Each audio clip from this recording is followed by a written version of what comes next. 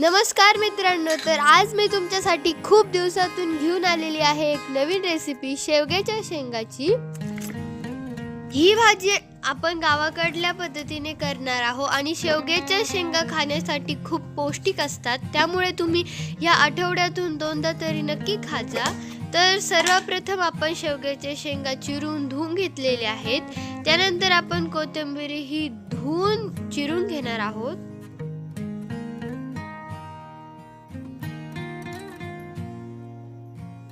चला तर आपण कोथिंबीर कापून घेऊयात। तर अशा पद्धतीने आपल्याला बारीक कोथिंबीर कापून घ्यायची आहे। आणि हो, अजूनही तुम्ही आमच्या चॅनलला लाईक आणि सबस्क्राइब केलेलं नसेल तर प्लीज लाईक आणि सबस्क्राइब करा।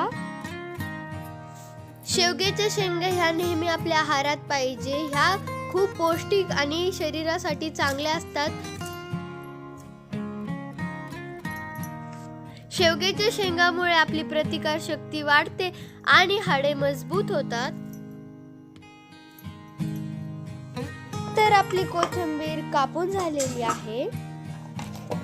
त्यानंतर आता आपल्याला एका कढाईमध्ये तेल काढून घ्यायचं आहे। त्यामध्ये आपण काही मसाले टाकणार आहोत। तर सर्वप्रथम टाकूया जिरे, त्यानंतर मोहरी, हळद। आता आपण टाकून घेणार आहोत धने पावडर आणि प्रवीण मसाला।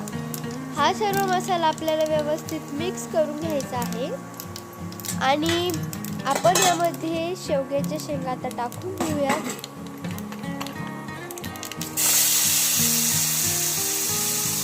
आता आपल्याला ह्या शेवग्याच्या शेंगा टाकून नीटनेटक्या परतून घ्यायच्या आहे।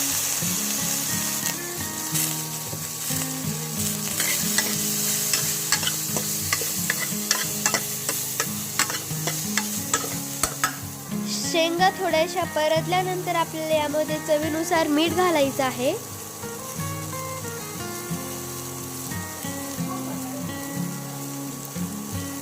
पुन्हा एकदा चांगलं परतून घ्या। आता आपल्या शेंगा परतून झालेल्या आहेत। आता आपण यामध्ये टाकून घेणार आहोत पाणी। चला आता थोड्या वेळ कढी येऊन घेऊया आणि तोपर्यंत करून घेऊया मसाल्याची तयारी। मसाल्यामध्ये आपण मगाशी चिरून घेतलेली कोथिंबीर, भाजून घेतलेले शेंगदाणे, लसूण आणि मिरच्या घेतलेल्या आहेत। आता हे सर्व आपण बारीक करून घेणार आहोत। कोथिंबीर बारीक नाही करायची। चला तर सर्व बारीक करून घेऊया।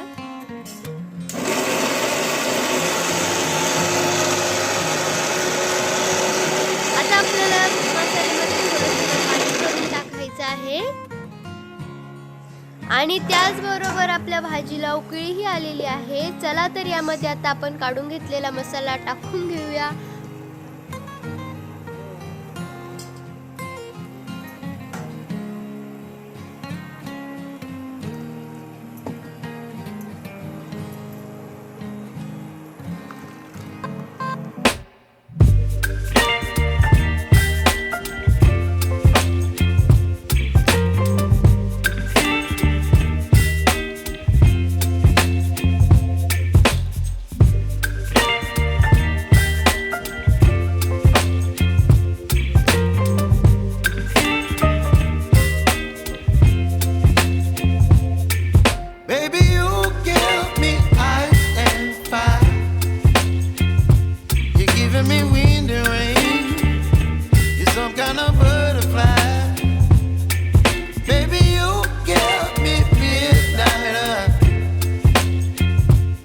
Whip up my appetite. Don't leave me here high and dry.